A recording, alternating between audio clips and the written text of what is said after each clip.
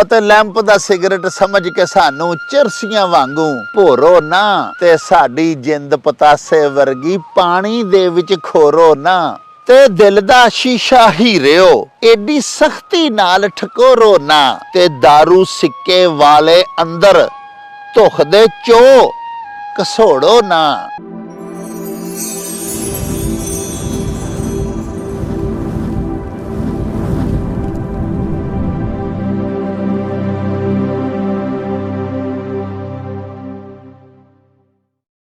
शुरू खुदा दे नामों,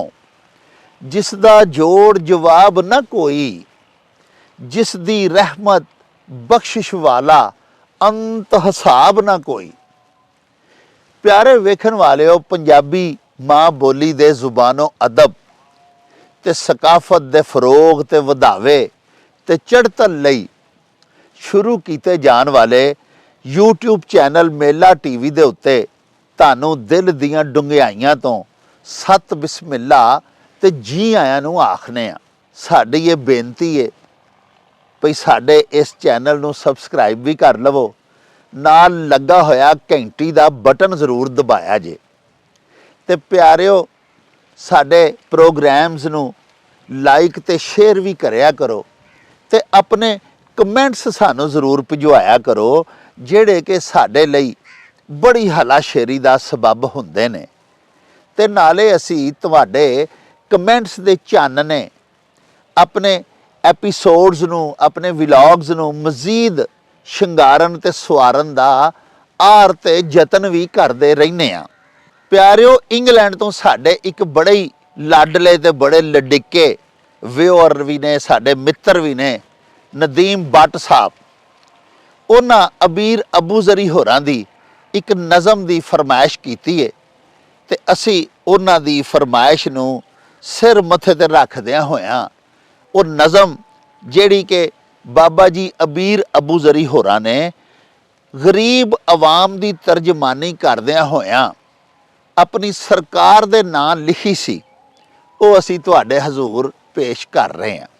तो साहिबो, वो नज़म कुछ इस तरह है भई बाबा जी वेले दी सरकार नूं पै आखदे ने भई इधर भी सरकारां वेखो एक नज़र रहमानी जई,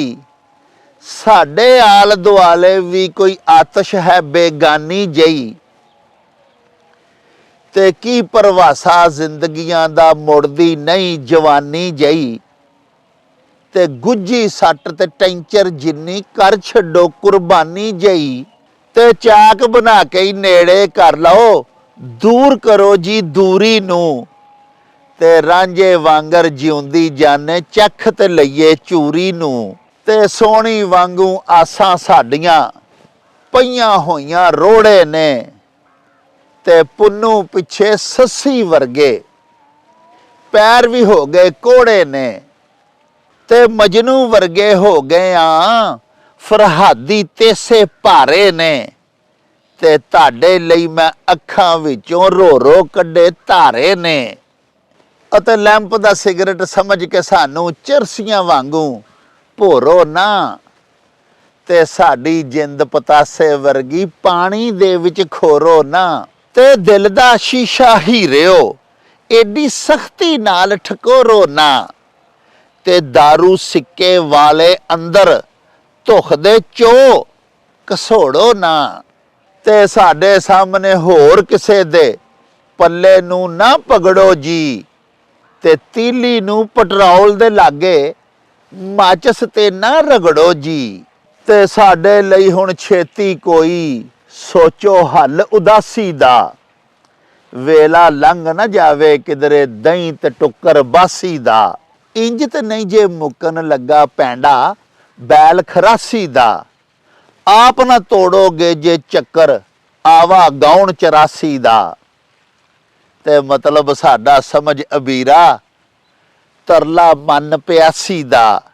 ते घुट कुछ जिन्नी दे दे भावें थल्ला ही कज गलासी दा। ते साहिबो इहदे नाल ही हुण असीं तुहाडे कोलों चाहांगे इजाजत। रब राखा ते अल्लाह बेली।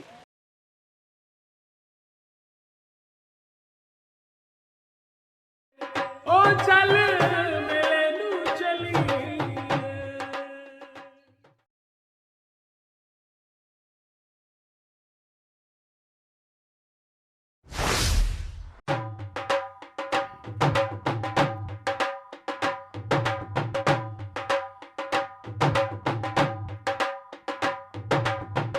ਰੌਣਕ ਹੋ